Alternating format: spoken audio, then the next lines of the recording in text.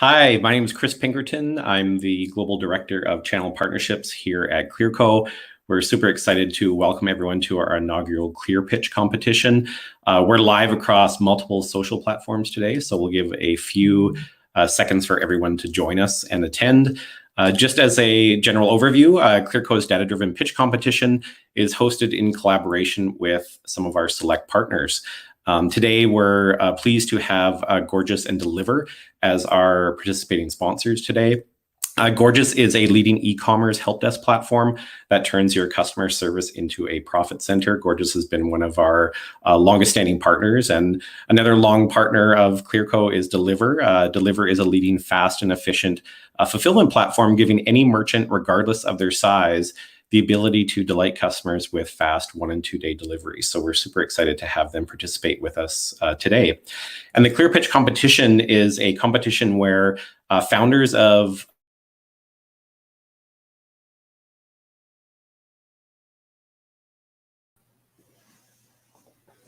I'm going to jump in for Chris there. Chris, you froze a little bit.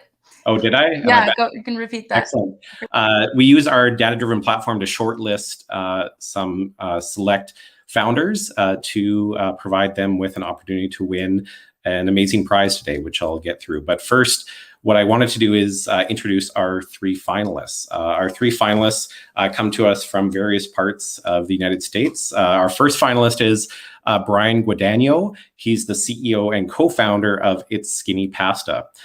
Brian joins us from Austin, Texas. He has built a gluten-free pasta company, which he'll be introducing to you shortly. The next finalist is Beth Finbo. She's the co-founder of Busy Baby Mat. She's based in Minnesota, and you might recognize Beth from Shark Tank as well. And our third finalist is R. Blank. He's the CEO of Shield Your Body, based in Las Vegas. We're going to have our founders introduce themselves. And just as a general overview, over the next hour, these 3 founders that have been selected as finalists are going to pitch their business to a select group of judges. These judges will analyze their business and provide a Q&A session and come up with a final winner at the end of the hour. And our judges today are representatives from Gorgias Deliverr and Clearco. But before I get to introduce the judges and have them introduce themselves today, we do have an amazing prize package. So what are the founders competing for today is a prize package worth in upwards of $75,000 in value, which includes a $30,000 US cash prize, a $5,000 top-up credit from Clearco, a $5,000 merchant credit from Deliverr, and 3 months complimentary on the Gorgias platform, as well as some mentorship opportunities and promotion through each of our networks. So I know most of you are attending today to see the pitches from our founders, which we're quite excited about. And so to introduce our judges today, I'm going to have them introduce themselves and their companies. And to start, we'll introduce Rohan Kapoor. So Rohan, would you mind introducing yourself and your business? Hey, thanks so much, Chris and Clearco for having me today. My name is Rohan Kapoor. I've been at Gorgias for a little over a year now, and I've traditionally managed our VC and private equity relationships on the consumer side, and just recently have absorbed our platform relationships. We are an e-commerce focused help desk. We work with about 7,000 brands all along the D2C spectrum on Shopify, BigCommerce, and Magento, and constantly looking to scale and grow, and happy to be a part of this pitch competition. Excellent. Super excited to have you here, Rohan. And Michael, would you mind introducing yourself and your company? What's up, guys? I'm Michael Percaris, one of the founders here at Deliverr. We're around 4 years old now. Super excited to be a part of this. Hoping we can do this more in the future. Deliverr is an ultra-fast fulfillment service for online brands. We work with major brands, also, brands just starting out. So that's why this is super exciting, seeing the next wave of leading e-commerce brands to come. And yeah, I hope we can do more of this in the future. Sounds fun. Thanks, Michael, for being here. And Andrew, over to you. Fantastic. Thanks for having me over. And thanks everybody for tuning in. Very excited for these pitches. So Andrew D'Souza, co-founder, CEO here at Clearco. Thrilled to have this pitch competition. We started Clearco just over 6 years ago. We're the largest e-commerce investor in the world. We're a data-driven investor. We've invested over $2.4 billion in over 5,500 companies, almost all e-commerce businesses, to help them scale. And part of the reason why we started it is that you don't have to necessarily pitch your business, or you let your data do the talking. And so We're really thrilled about today's story and today's opportunity to meet the founders and hear their stories behind the data, but still have it be a data-driven pitch competition. Excellent. Thanks so much, Andrew.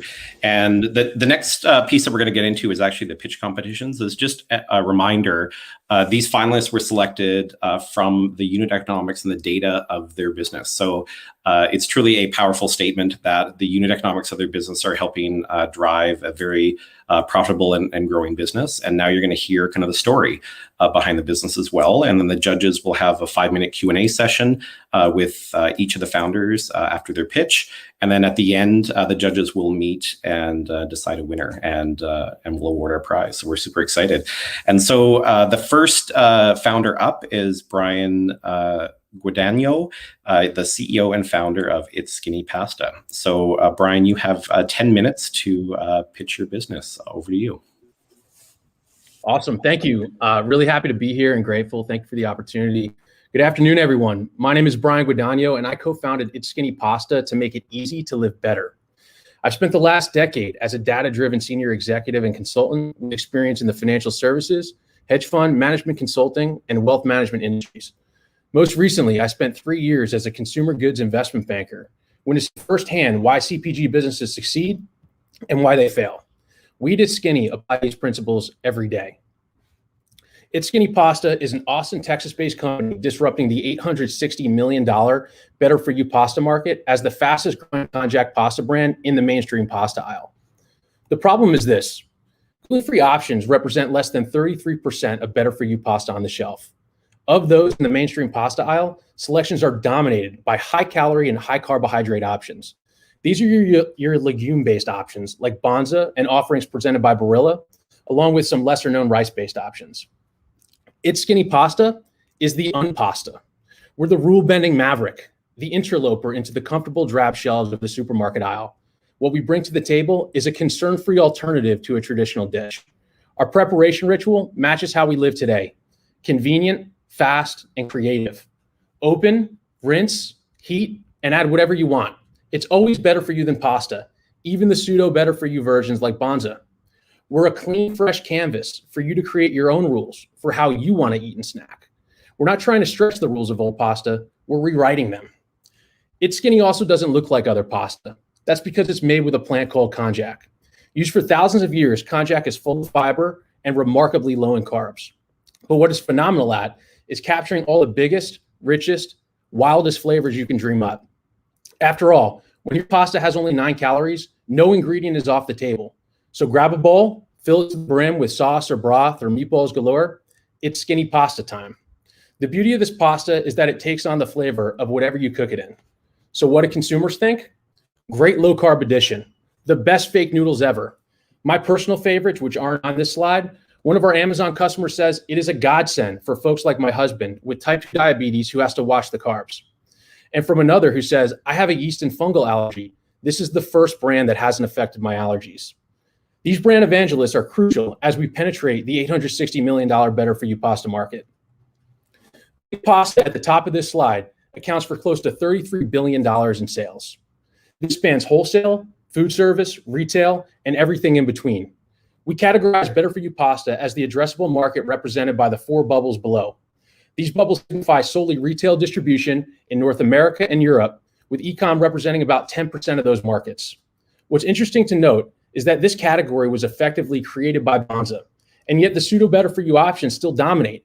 Over 67% of the Better For You pasta market still contains gluten, with remaining options incredibly high in carbs and calories. It's Skinny believes it can expand this market by bringing consumers demanding a low glycemic option back to the category. Allied Market Research projects this market growing to over $1 billion by 2025. We think we can accelerate that growth curve. We further believe we can take a huge bite out of big pasta by providing a product offering not currently available on grocery store shelves. Due to lack of availability, low glycemic gluten-free pasta options represent less than 1% of total market consumption currently. To climb the mountain, we've assembled a powerhouse team of industry veterans and rainmakers with core competencies well-suited to fulfill our corporate mission and make It's Skinny a household name. Elad Barkin is the mad genius who created It's Skinny's unique and proprietary formula and oversees our procurement operation and factory relationship. Barb Axelson celebrates over 30 years of retail sales experience, 29 of which were spent kicking ass and taking names at Unilever and Campbell Soup. Alex Hernandez commands over 8.6 million followers across social platforms. He leads our influencer program and is tactfully gaining consumer adoption by a number of multi-million follower creators. Our board is also stacked with both giants from outside the consumer goods industry, like Jeff McFarland, a thoughtful and masterful entrepreneur, to CPG experts like Publio Adrianza, president of the board of Mexican spice company Tajín, and Eric Metzendorf, a C-level executive at $2 billion bakery distributor Dawn Foods. About our factory, our co-packer in Sichuan, China is ISF certified, BRC certified, and Costco compliant. We command industry lead terms on procurement to ensure stock and support consumer demand. Our supply chain is stacked from point of purchase to end consumer fulfillment. And so far, the market has responded to our efforts. Founded in Q1 of last year, we did $1.35 million in sales in 2020. Through June of this year, we've sold $1.25 million and expect to close the year around $3 million in sales. Our run rate for the trailing 12 months ending June 2021 is $2.2 million. With over 2,200 active retail locations and average velocity of over 5 units per store per week, we find ourselves highly competitive in the pasta aisle. It's no surprise that an additional 1,600 doors have agreed to add It's Skinny to their shelves this year, including Food Lion, an 1,100 store chain in the Southeast. Social media is responding as well. We are receiving organic, authentic, and unpaid promotion from influencers spanning millions of followers, like Olympic hurdler Valdo Such, who just finished competing in Tokyo for Hungary, as well as Dance Mom star Brooke Hyland, who has over 4.9 million followers across social platforms. When your pasta has 0 net carbs and takes on the flavor of whatever you cook it in, it's no surprise. We're regularly ranked a #1 bestseller in the entire pasta category on Amazon, going toe-to-toe with Barilla and other pasta brands. Some people who know this category might ask, how is it different than Miracle Noodle? Well, to start, It's Skinny uses an oat starch in its formula to give it a more pasta-like appearance and consistency. It's Skinny also competes in the mainstream pasta aisle as opposed to positioning itself as an ethnic noodle. To further align our product with the Western palate, we're launching a version of It's Skinny eliminating the fishy odor common in most konjac noodles. This will be in market next month. Most importantly, we compete on cost. It's Skinny is a premium product that will typically retail for 50 cents to $1 less than Miracle Noodle. How? Our competitive margins allow us to pass savings onto the consumer through trade spend and promotional activities, and this is before introducing a greater degree of spend on brand awareness. While trade spend and promotional activities are taking us far, our investment round will propel us to new heights. We're raising $1.5 million on a $14 million value cap safe. Proceeds will largely go towards building out our marketing efforts and supporting our growth through inventory purchasing. We'll add to the proceeds from this pitch competition to support our marketing mix of efforts. We have several keys to success on the digital and retail fronts. To start with our digital marketing mix, we'll first need to finalize the launch of our new brand store built on BigCommerce. We intend to invest in SEO and thought leadership in the konjac noodle space with informational blog posts as well as celebrity chef-crafted recipes. We expect to ramp our social spend, being mindful of our average order value and what kind of ROI justifies increased ad spend across each platform. Facebook will be run predominantly for email capture and bolster our marketing automation efforts. Retargeting ads across platforms is where we drive our strongest ROI. We'll keep a watchful eye on how well these ads scale as we ramp spend. Our retail keys to success include increasing our door counts, supporting It's Skinny pasta at the store level through in-store marketing and price promotion, along with a heavy focus on field sales activities. Our strongest banner from a velocity perspective is a New England chain called Market Basket, where we're turning roughly 20 units per store per week. They're a small regional chain, but we're learning big lessons from them. We regularly use shipper displays in-store, we promote actively and often, and utilize our distributor, UNFI, for field sales. The velocity here speaks for itself, and our goal for the next 6 to 12 months in retail is to emulate this performance at each of our other accounts. We expect proceeds of this round to drive sales in full year 2022 to $5 million to $6 million. At this point, we believe we can command a 6 times revenue multiple on a growth equity round, providing nice ROI for our safe investors as we continue down our path. In order to execute, we'll be looking to bring on a full-time marketing lead, logistics and fulfillment support, as well as back office and admin support. In summary, we believe reaching $100 million in sales in the next 3 to 5 years through digital, wholesale, and retail channels is an achievable goal. With exit multiples in our category ranging from market rate EBITDA multiples to ludicrous public exit revenue multiples earned by the likes of Beyond Meat and Oatly on the right side of this slide, who we consider to be similarly disruptive, the future is bright. No guilt, no hassle. That's the skinny. And I'll open it up to questions. Brian, that was tremendous. I'm pumped up, man. Great job. That was good stuff. This isn't your first pitch, obviously. It's actually only my second. Well done. So we now have 5 minutes for our judges to ask you any questions. What I'll do is I'll introduce a judge and we'll go in order. So Rohan, would you like to kick off the question period? Yeah, definitely. Thanks, Chris. And thanks, Brian, for the presentation. Really well done. Definitely brought the energy. So great start to the afternoon here. I have a couple different questions, but I'll start with one just because of time. You talked a lot about your channels, especially on the retail side in the field. And I think you mentioned e-commerce a little bit as a smaller portion of your business. I'm curious, like, how can you expand on the e-commerce portion of your business? Because it seems like there's a lot of opportunity there to grow. Yeah, it's huge. And really right now we want to get our brand store up and running, and we're putting pieces together to push really hard and heavy. We have a great influencer network, and that's going to be a key to that. And also just our ad spend. So right now we're not spending any money driving in-store traffic or brand store traffic. Everything that we're spending online is through Amazon. So it's a push that really hasn't begun to gain traction, but we see that as a huge opportunity.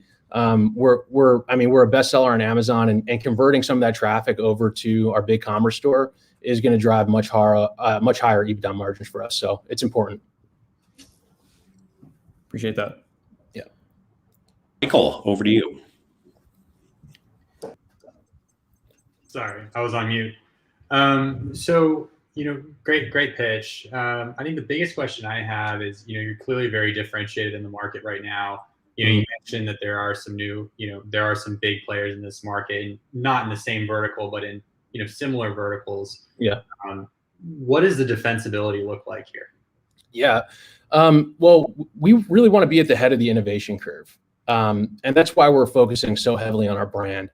So getting the distribution is step one, keeping the distribution is step two, and then really supporting the brand through brand building efforts is going to be step three.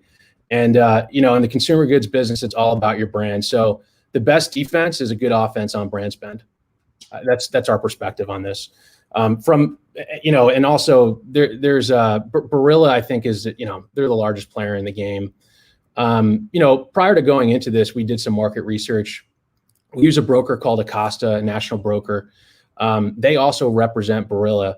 When we came into this, we had to clear conflicts of interest with Acosta, and they gave us the green light. They said they weren't interested in deploying this directly and getting into the konjac noodle space, which is good for us because that shows that there's runway. They're looking for a brand to come out and build the category before they enter. And I think we can get a lot of steam before that happens.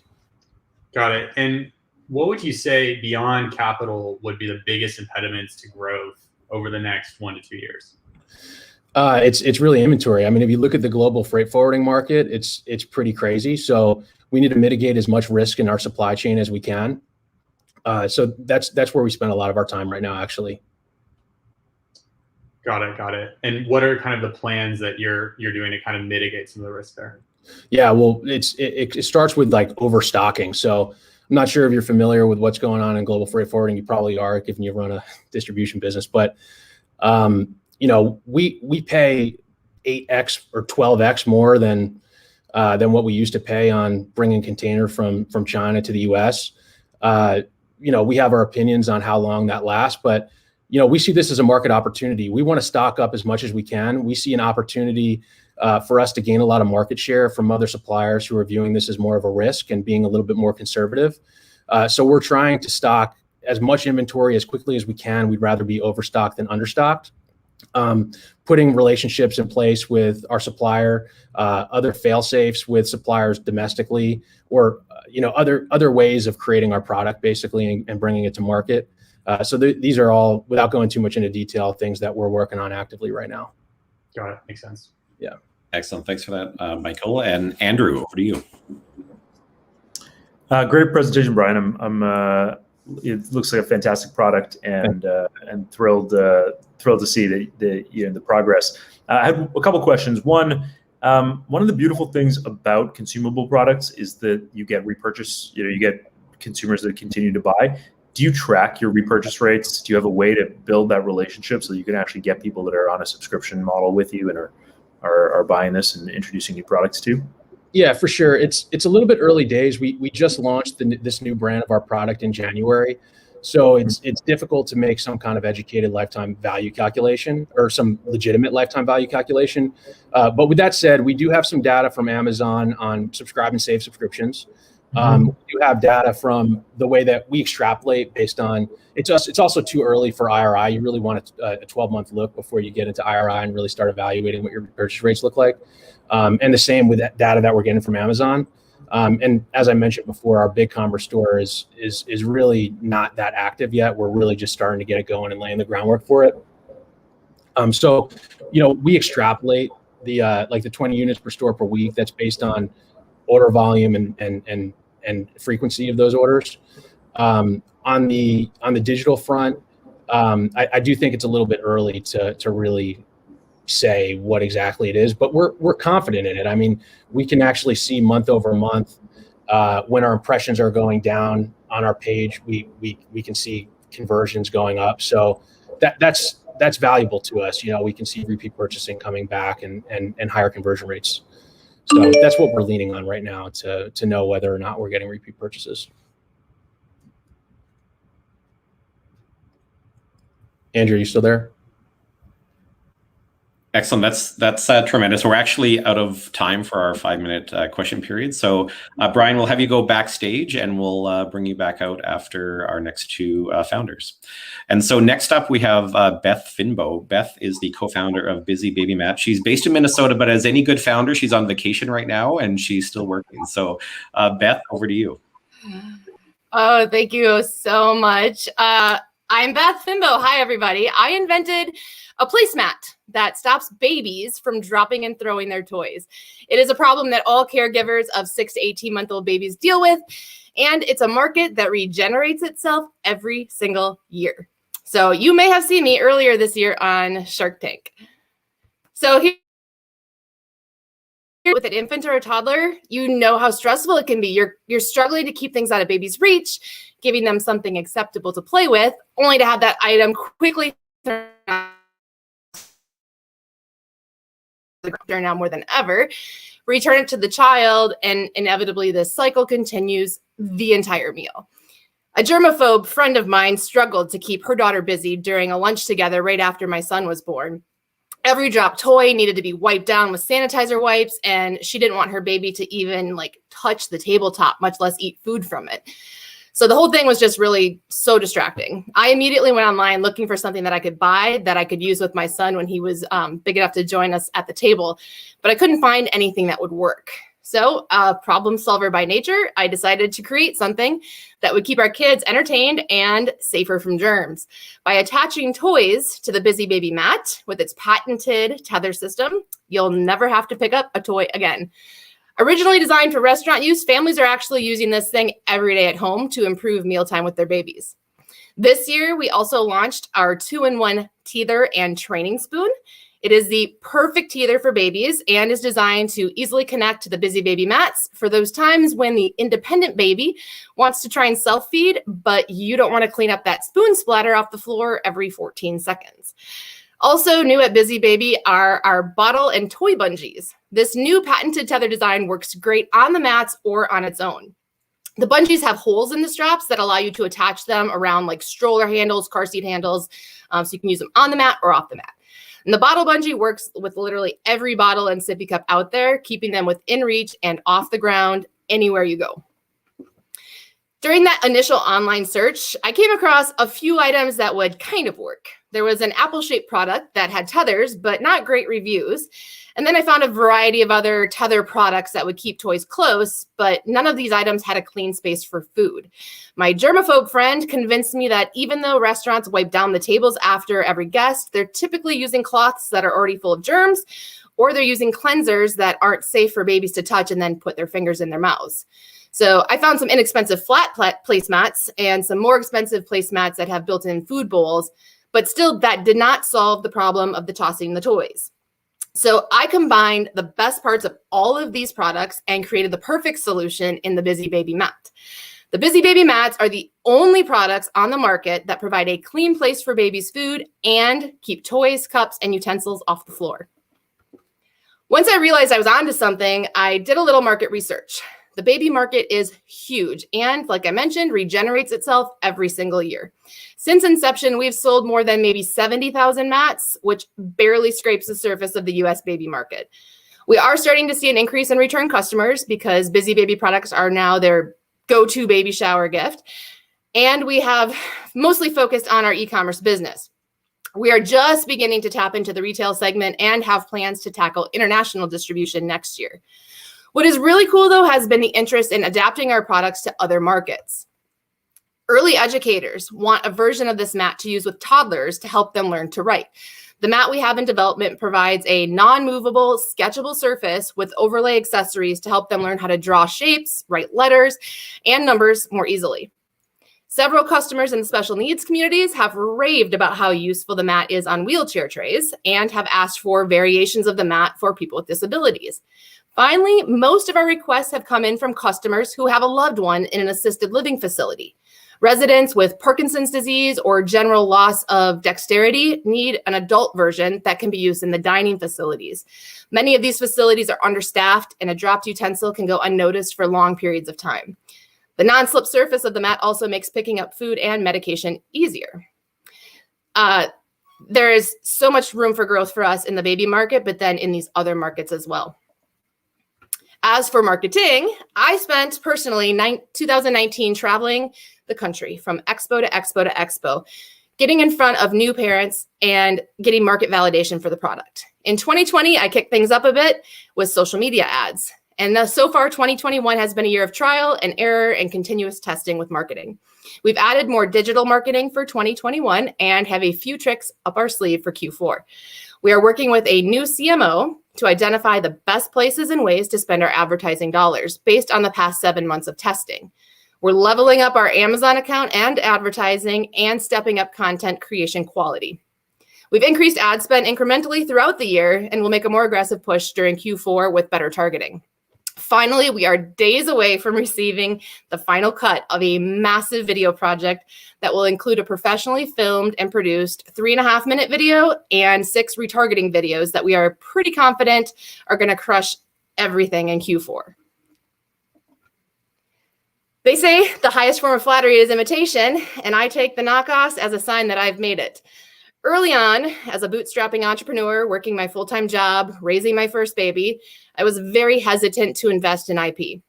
Investing thousands of dollars in patent writing and filings before I even had a product was very tough. Several people told me that the product probably wasn't even patentable and that I should just spend my money on being the first to market.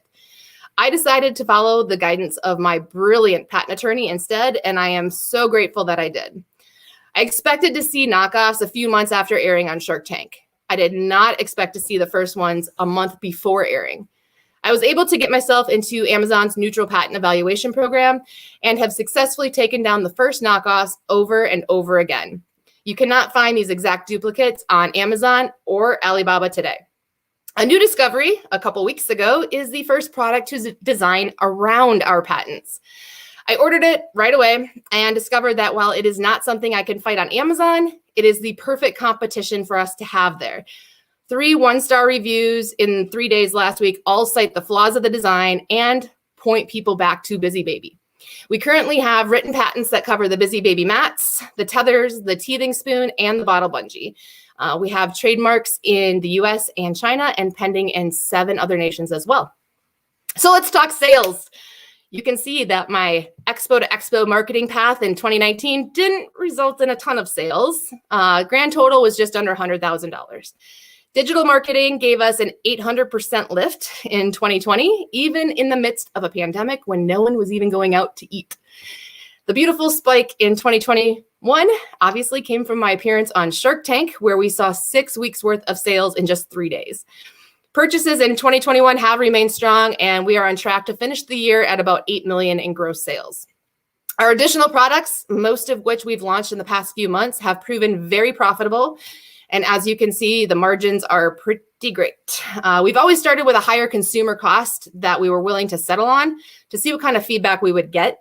It's hard to raise prices, very easy to lower them. So we thought we'd start high, and so far there have been 0 complaints about our pricing. So Busy Baby was just me for the first 2 years, with the exception of my product developers and my sourcing team in China. After seeing significant growth in 2020, I decided it was time to leave my startup bootstrapping mindset and level up. The first step was admitting I needed help. I needed another me. I had 2 small children at this time, still had my full-time job, and more to-dos than could get done. And since there wasn't another me, I did the next best thing and convinced my brother to leave his very stable career in retail store management and join me. From extreme adventure races to war deployments, my brother and I have pretty much been through it all together. Our skill sets are actually opposite and complementary. Together, we found CFOs who not only help us with business decisions, but personal financial goals and decisions as well. And our new CMO works with our CFOs to help identify and achieve the goals that will help us get to our desired exit. We also decided to fully invest in the experts who could handle other critical parts of our business, like bookkeeping and Amazon management. We've also found great returns when paying experts to manage our social media, email, SMS advertising as well. There are some challenges with customers who don't understand the limitations of suction cups. However, the vast majority of customers love our products. You can check out hundreds and hundreds of photo reviews on our website to really get a feel for how much our products help make life a little easier with a busy baby. As a regular mom who invented solutions to everyday mom problems, it feels really amazing when I see how much my products make a difference in the life of new parents. Not only is it great to get that ego boost with each customer that shares a positive review, but it's even better that we are now in a place where we can give too. We've chosen to support the Minnesota-based organization Feed My Starving Children. We donate 1 meal for every mat sold. This October, we are excited to take our kids, our parents, and family members to actually package the Manna Packs that go out to the children in need around the world. We're super excited also about seeing all of our products in retail packaging on an end cap display at our first retail expo, and excited to go to our next expo, the ABC show in Orlando next month. Finally, there are a few places you may have seen or heard of Busy Baby. Thank you from my family for listening to my story. I am happy to answer any questions you may have. Beth, what a tremendous job and what an innovative product. And I know my kids are a bit older now, but I know lots of friends and family that I'm going to send your way. So what a great pitch. We'll toss it over to our judges now for the Q&A session. And this time we'll start with Andrew D'Souza. Andrew, over to you. Congrats, Beth. What a fantastic story, fantastic product. And it feels like you're just getting started. So really amazing work. Also, I would have given you different advice on the patent. So fantastic that it actually worked out well. I think it's an amazing way to build some defensibility and build that into the Amazon piece. So how do you think? I mean, one of the great advantages of winning over parents as customers early is that you can actually continue to sell these products to as that child continues to grow. Have you thought about product line extensions? I saw that you're doing things for people at sort of the other end of the spectrum with disabilities and later in life. But have you thought about product line extensions that continue to grow as those babies have more needs? Yeah, absolutely. The first thing that we've already started development on is those toddler placemats. So one of the biggest issues is teaching a child who's maybe 4 years old how to hold the paper and the utensil to try to write. And so those early educators are wanting that sketchable surface that doesn't move. So that's in development. And then we're also getting a lot of requests for the toddler utensils, the spoons, the forks. So we've gone past the baby stage that is for our teething spoon now and into the next phase of the toddlers. Fantastic. Well, best of luck. It sounds like you're on something fantastic. Thank you. Excellent. Thanks so much. And Michael, over to you. Hey, thank you. Great pitch. This actually reminds me of a company, a brand in a different vertical, but Simple Human, who basically they started with kind of like a trash can, and then they built all sorts of products on top of it, right? And integrated in a very unique way. And I think that's going to be core to your defensibility. So kind of going around those lines, I see you've launched, different products for that target market, for the baby market, a little bit different from what Andrew was touching on. What have you seen your retention change over time, and your AOV, how has that changed over time as you've launched these new products? Because ultimately we want to see, as you're launching these new SKUs, the audience is becoming stickier, and it's basically this mat is becoming a platform to launch all these different products. And that's what will make this ultimately really defensible beyond just the patent. Yeah, it's actually been really fun to watch. I'm kind of a nerd looking at my Shopify analytics page. Yeah. In the early days, it was, average order value is $25, $28, because I had the mat and the extra tethers, and that was it. My return customer rate was around 3.5%, maybe. Once customers got the mat, they're like, oh, my friend should have this. She has a baby too.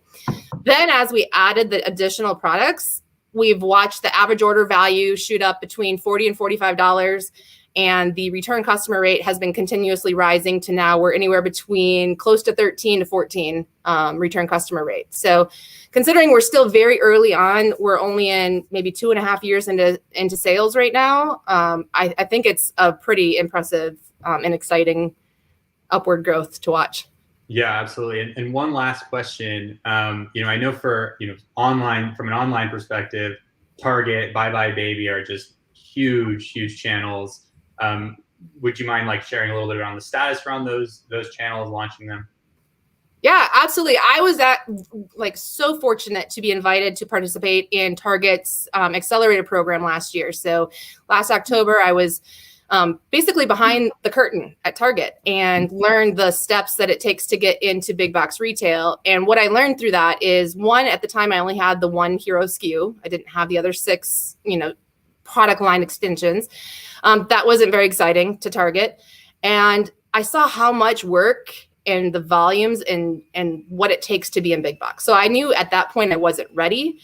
Yeah. Now we've got our product line, we've got our end cap. We are in the process of vetting out sales reps to start helping us with distribution into retail. And we'll be revisiting conversations with Target very soon, actually.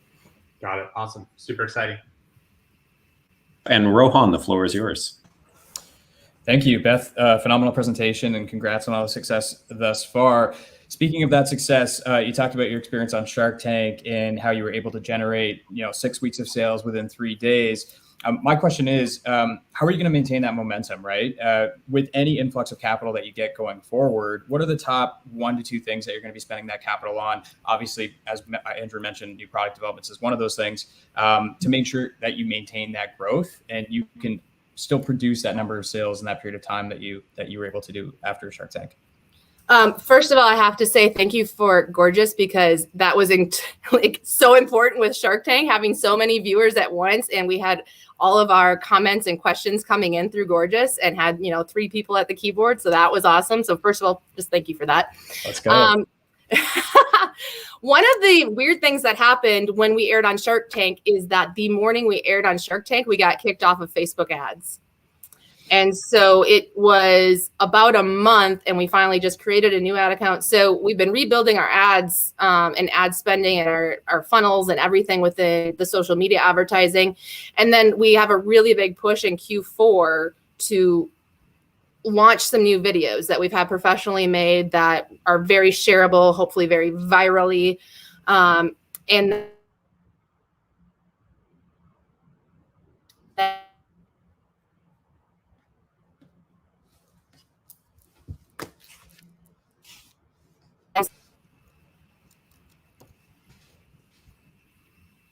Sorry, I think you froze there for a bit, Beth. I might have missed the last 20 seconds of that. Okay, so let's see. We're launching new videos. We are really dialing in our social media advertising. We have a new test with a brand new in-app marketing where people can actually buy the product while the influencer is doing the video, like in Reels or in their stories. So that's basically an increasing spend. I think there's just no way our upward trajectory is going at a pace that I don't see coming down as long as we keep putting it out there. That's awesome. And then maybe one quick follow-up if we have time. Within like those videos and all those marketing tactics that you're utilizing, you did speak a little bit earlier about your competitors and how they have some downfalls with respect to the product quality and how they really haven't been able to come close to what you guys have developed. Do you plan to address that in some of those marketing activities, like indirectly or directly, or you just plan to speak about Busy Baby itself and how you guys are just exceeding the competition?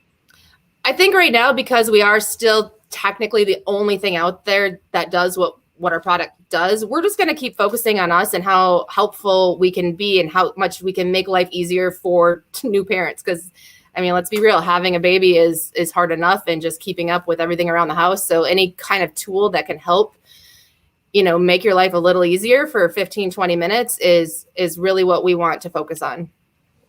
Awesome. I appreciate it. Great job. Thank you. Excellent. Great job, Beth. I appreciate it.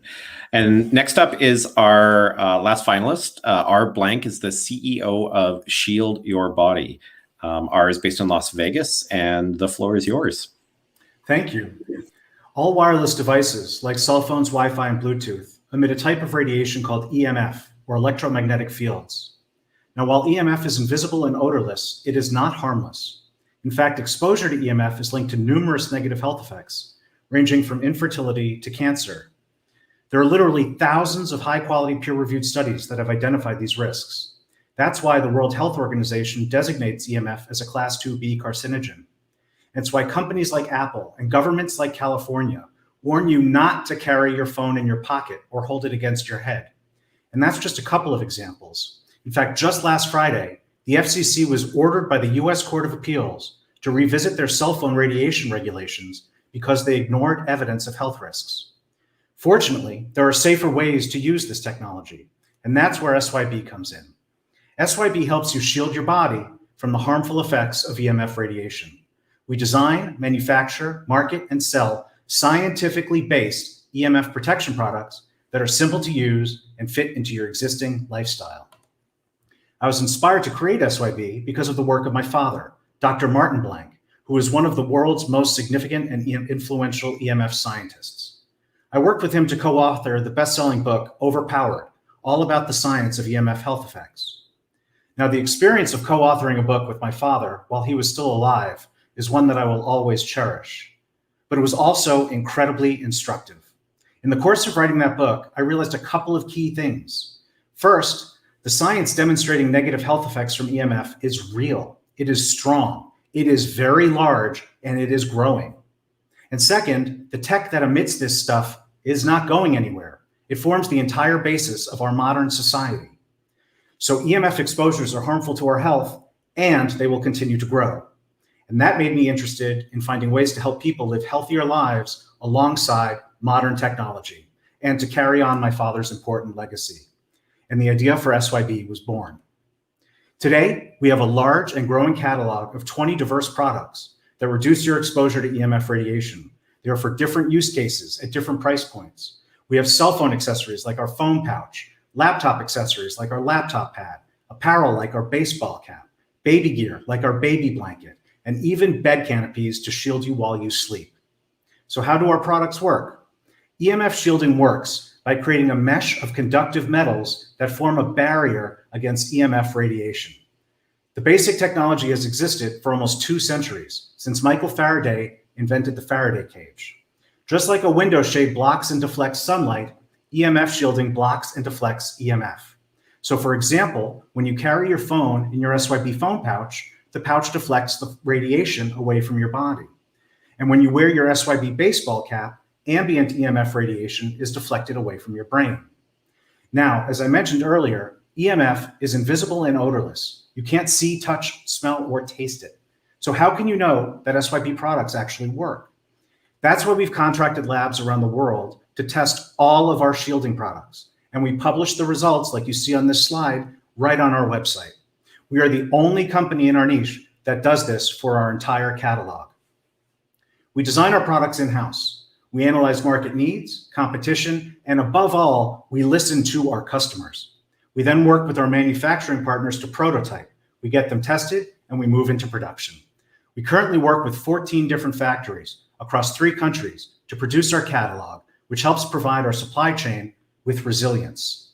The way we are able to sell to customers in over 30 countries with fast, affordable shipping is by maintaining warehouses and relationships with fulfillment partners like Deliverr around the world.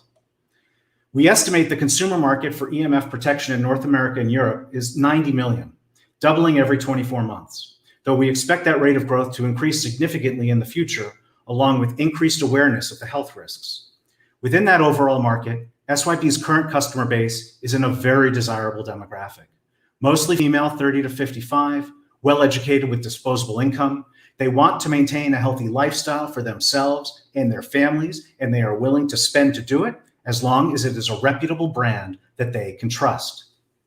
And our goal is to reach that customer everywhere that we can through a multi-channel distribution model. First and foremost is our website at shieldyourbody.com. In addition to that, we sell on Amazon in 14 countries, Walmart in the US and Canada, eBay in the US and Canada, and OnBuy in the UK, and we're continuing to expand. We also have a small but growing number of distributors, both online and brick and mortar. And once we reach those customers, they become fans. People love us and our products, and especially our customer service, as you can see from the reviews that we get across multiple platforms. Our marketing is multifaceted with a content-heavy focus. Obviously, we have PPC on the third-party marketplaces in Google and Facebook. For the website, we have very strong SEO to get earned traffic. Our blog ranks on the first page for most of the desirable terms in our niche. But our investment into content goes far beyond SEO. For instance, we have the Healthier Tech podcast, where I interview industry leaders. I run webinars for our community with hundreds of attendees each time. We produce videos and articles and ebooks, and that content helps convert more people to our email list, which is large and active. In addition, we also have several hundred affiliates driving traffic, and we have sponsored multiple conferences. We also have a respectable amount of earned media coverage in publications like Inc., the Chicago Tribune, ABC, and even an endorsement from Daymond John. Our focus on content and the quality of the content we produce is a crucial differentiator.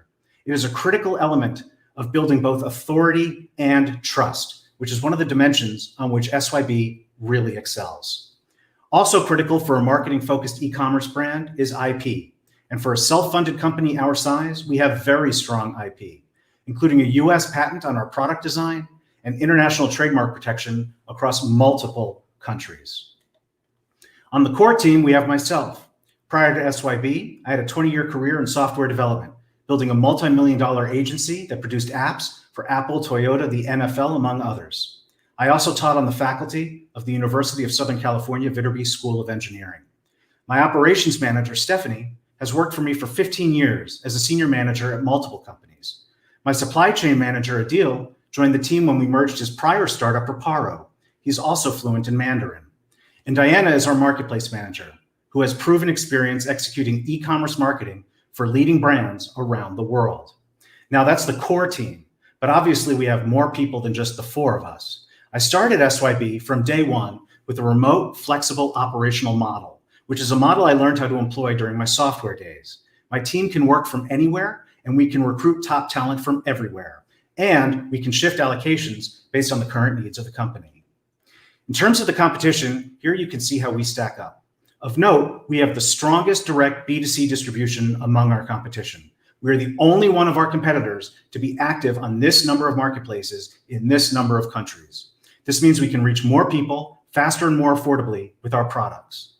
On the marketing side, we have the most extensive independent product testing, as well as the only lifetime warranty policy.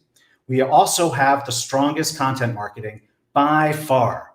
In this chart, I note the podcast and our webinars, but as I've already mentioned, our content marketing goes way beyond that.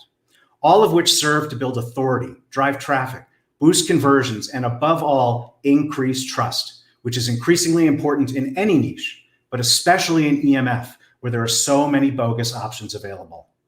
Finally, on this slide, you can see some top-level sales. I've omitted the actual numbers because this is a public presentation. But as you can see, on average, we have approximately doubled our revenue every year since 2016. And that is what we project through next year as well. And we've done this without any external investment. This operation has been entirely self-funded. Our operating margin is 35%. but I then channel almost all of that back into the company to expand our catalog, our marketing mix, and our distribution channels. Even so, we have been profitable for the past 3 years. And with that, thank you so much for the opportunity to speak to you today about SYB. I really appreciate it. Our great presentation, and what a fascinating background you have as well. We'll have to get into that another day. Now we'll have our judges with their 5-minute Q&A session. We'll start with Michael this time. Michael, over to you. Awesome. Hey, thanks so much for coming on. A few questions here. I love that you're doing a lot on the content side. I think that makes a lot of sense, and I can see that this is a lot of the volume is going to be driven by SEO, Google PLAs, things like that. From a PR perspective, you showed a few things, being on a few shows. What does a strategy really look like there? And are you seeing and are you measuring kind of how often EMF is getting recorded in the news? Because I could see essentially, US News posting about an article about this and that directly correlating to a big influx in sales. Is it a seasonality thing? Is it increasing over time? Talk a little bit about the landscape there. Yeah, so it's definitely increasing over. There were, I think, a few aspects to that question. So I'll try. The media appearances, they're great, and yes, we do see an increase in traffic when those happen. Right now, in terms of external appearances, we're really focusing on podcasts. I know I mentioned our podcast, but I am appearing on multiple other podcasts, and those all get dedicated landing pages. So when people link from the show notes or listen to the URL, so we can see directly the impact that that's having. In terms of overall awareness, yes, it is growing a lot. I mean, we wrote the book in 2012. So I started kind of looking at and researching back then. Back when I launched the very first product, before SYB was even a company, but I launched the first product in 2013, on Amazon, we'd get very few sales. Our stuff would appear in the same, with ghost meters appearing in the same set of search results. That's how little people would be aware of this and what the competitive landscape looked like. Now you see every year the awareness is growing. I mean, again, just last Friday, I mentioned the court case. That was a major victory that's leading to more media coverage. So last year, there was a huge spike. Unfortunately, I mean, it turned into a lot of sales. It was unfortunate that it was based on a fair amount of misinformation, but there was a lot of interest in 5G. Due to the pandemic. And so there was a massive explosion in traffic and sales that lasted for a few months. So last year was a bit of an aberration, but overall interest is growing over time. Awareness is growing over time. I would say relatively consistently, along with, again, it's not just awareness, it's awareness combined with the growth of technology. One thing that I find I have to explain to people is, because we all think we grew up in the digital age, I mean, which we did. But if you think back to 20 years ago, you didn't have all this stuff around you. You didn't have all of these same sources around you. You may not even have Wi-Fi at home. You certainly didn't have a smart TV. You didn't have a smart fridge. You didn't have a smart lock. You didn't have AirPods. And so the sources keep growing along with awareness. So the risk keeps growing along with awareness of the risk. Got it.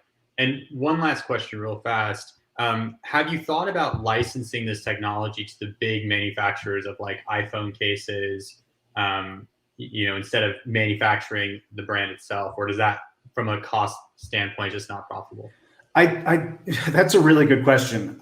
That is not the approach that we are taking. I don't know how interested they would be in a niche of this size at this point. They may well in the future. At this point, our real goal is to go direct to consumer and to own the customer relationship as much as possible. Got it. Thanks. Great. Thanks, Michael. And Rohan, over to you. Yeah, thank you. Great presentation. And Michael asked a couple of good questions I wanted to ask around the content piece, how much is focused on driving traffic versus awareness. But I appreciate your answer there.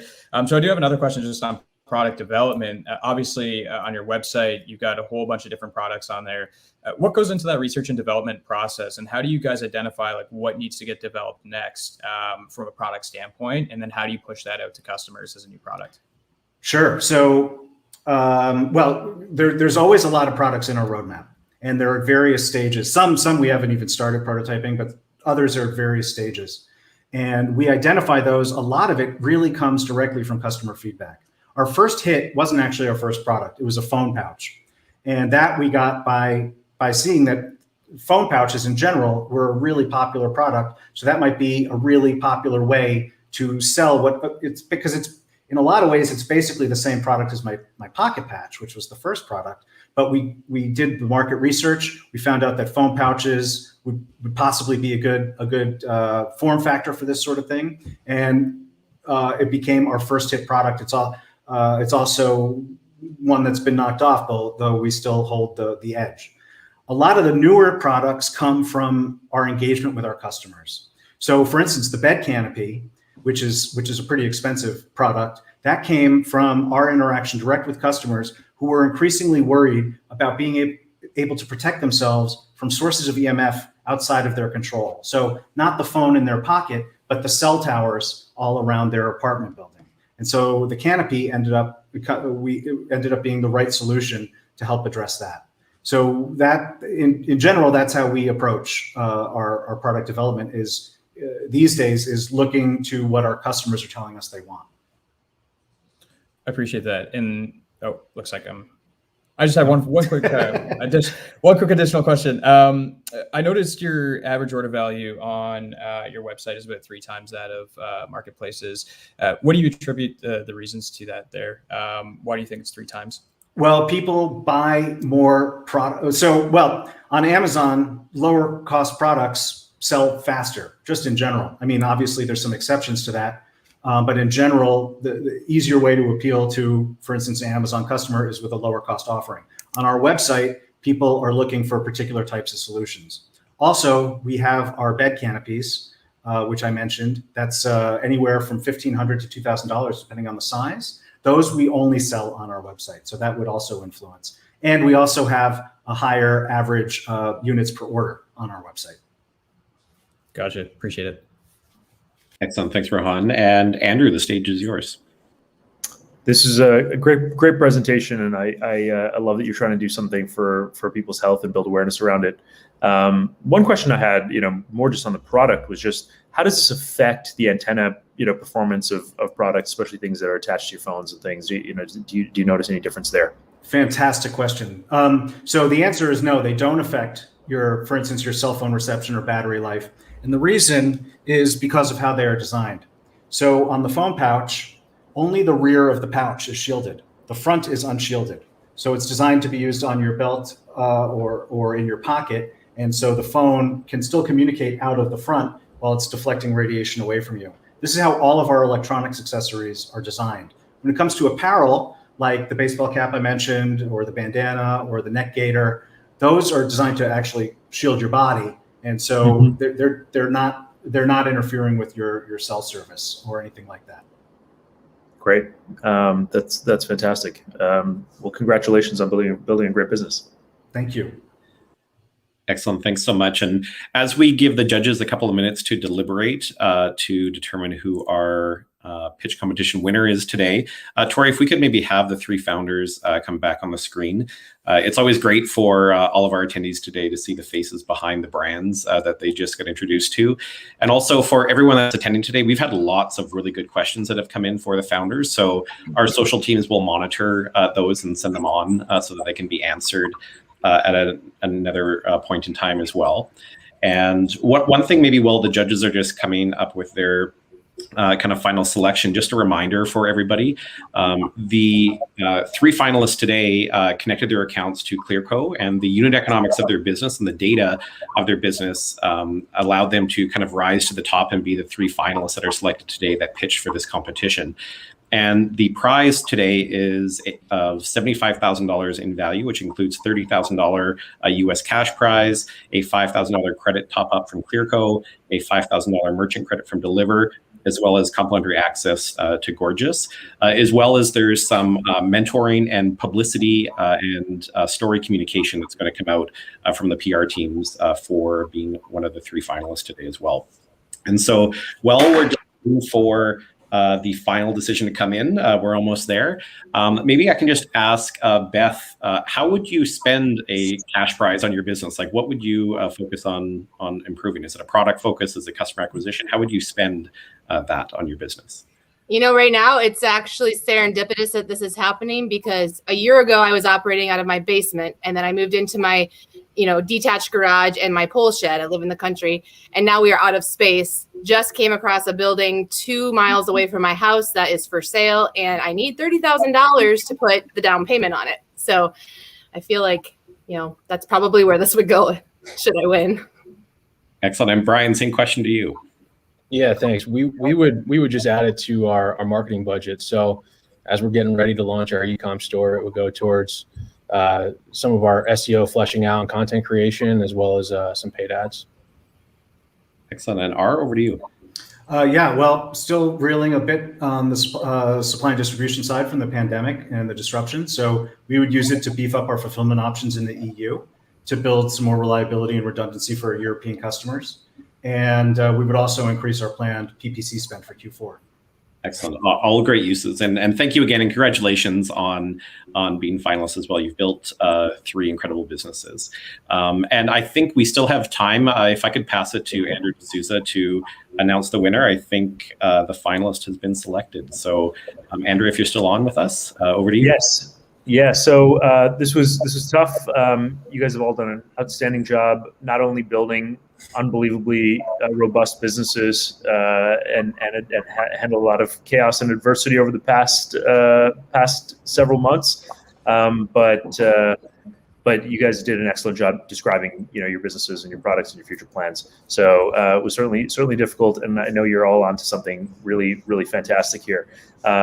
We talked it through as a judging panel. I've decided that Beth and Busy Baby is the winner here. So a congratulations on your first vacation in 4 years, and well deserved. And excited to continue to partner with you as you take the business to the new heights and continue to partner with all of you. You guys have done an outstanding job. Excellent. Congratulations, Beth, and congratulations to our other finalists as well. What a great inaugural kickoff to our ClearPitch competition. You can tune in September 8th to our second ClearPitch competition with our partners Affirm and OmniSend as well, so stay tuned for that. Thank you again to our judges and to all of the attendees that had some great questions and comments today as well, so we appreciate that. We'll see you September 8th. Thanks, everyone.